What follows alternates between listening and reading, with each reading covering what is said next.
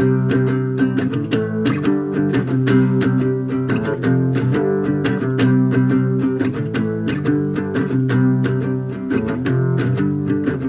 last time I saw you, you weren't doing so good. You asked me if I'm happy. I could be, but don't know if I should. 'Cause every time I let you down, you still come and get me.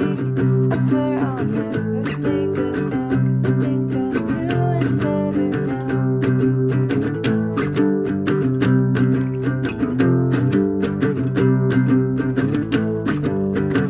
I think I'm doing better now.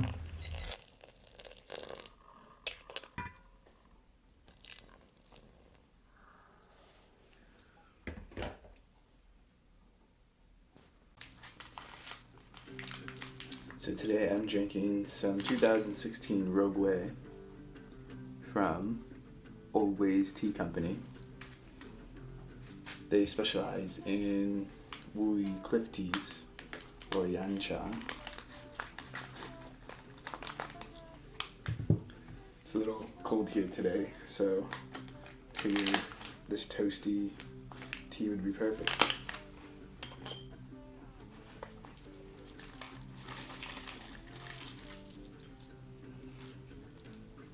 So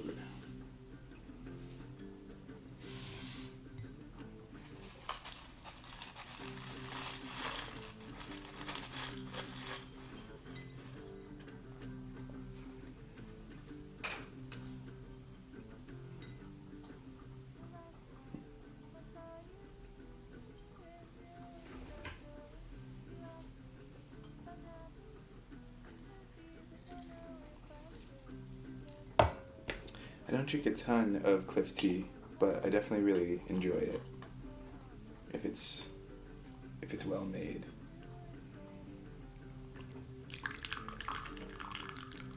Rougui is probably one of my favorites. I tend to like some of the more blunt and like woody flavors, like Tilohan.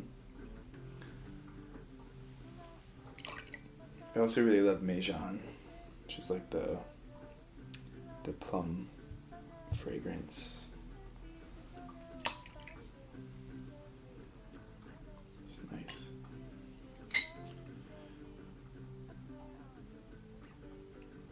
So if you don't drink cliff tea, it's a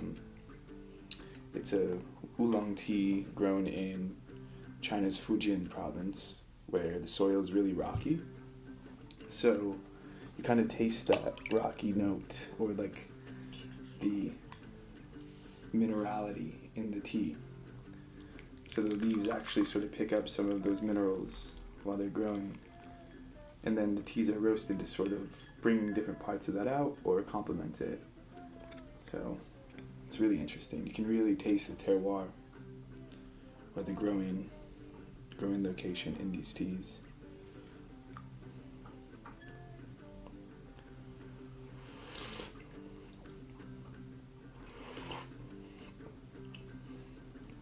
It's really tasty.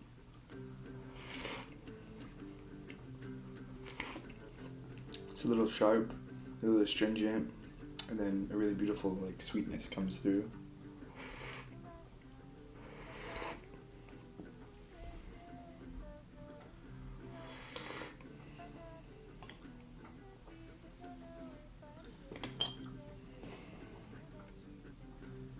I definitely suggest checking out Old Ways Tea. They're one of the few purveyors of mainly cliff tea that I've found.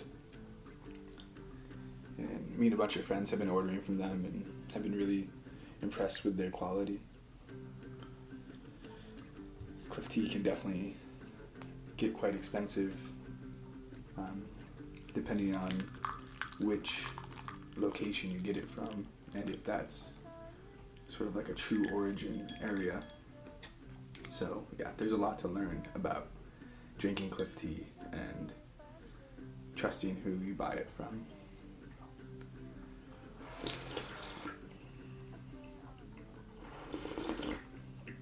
Kind of wanted to share just a few books I've been reading. Some are tea related, some are not, but I think it might be interesting to see what everyone's up to or what they're reading. I just finished this. It's a book of essays or letters written to Angela Davis back in the 70s when she was incarcerated. Yeah, definitely just as important now as they were then.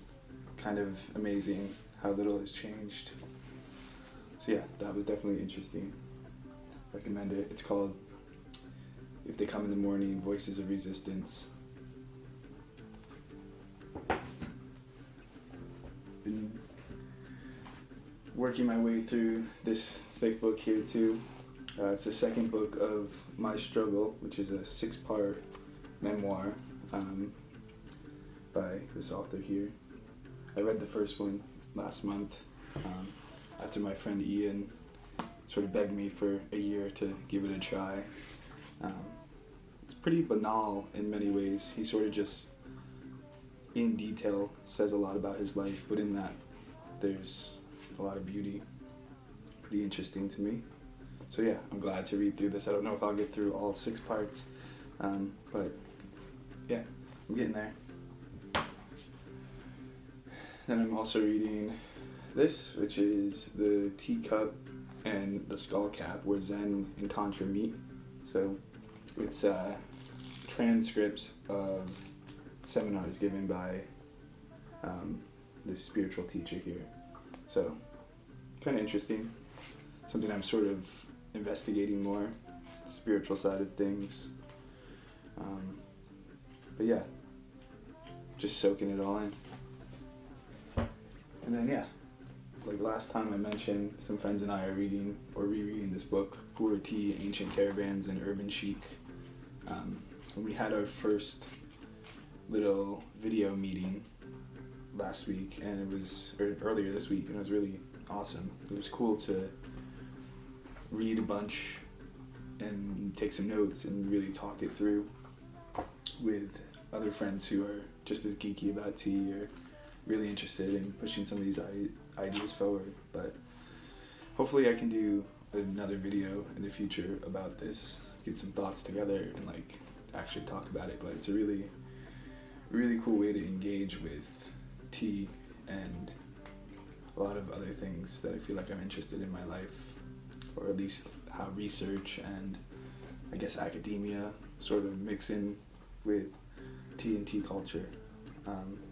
Yeah, so that's what I've been reading. Also been looking at a lot of things which hopefully this platform will allow me to push a little. You know, I want to sort of hold myself accountable and look at more, read more, engage more, and think less.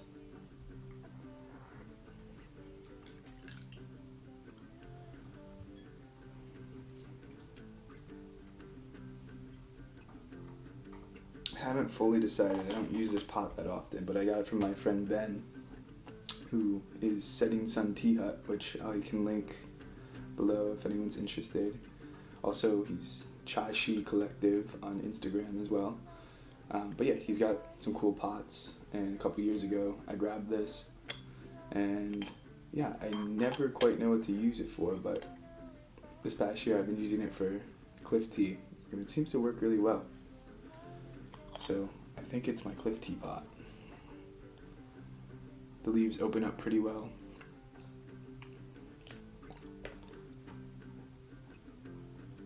It's cool.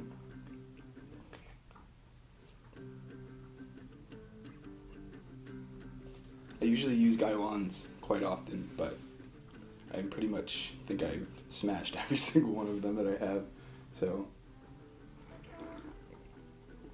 I am not using those right now.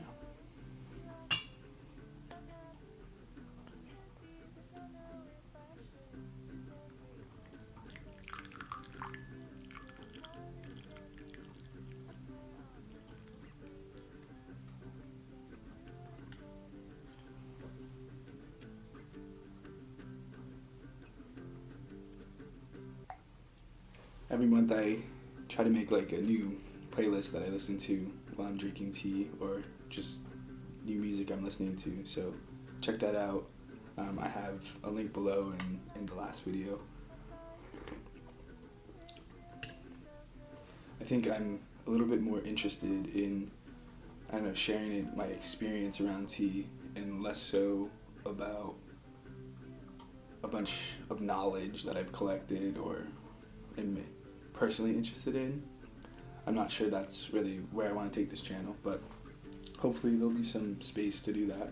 You know, share some basics and cool things that I'm learning. But overall, I think I'm more interested in the experience. So yeah, I'll be sharing some more music lately, that I've been listening to lately, I should say. So yeah, thanks for checking this out, and see you soon.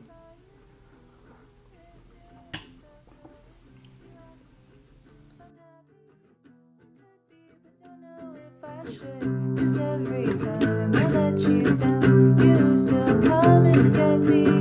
I swear I'll never make a sound, cause I think I'm doing better now.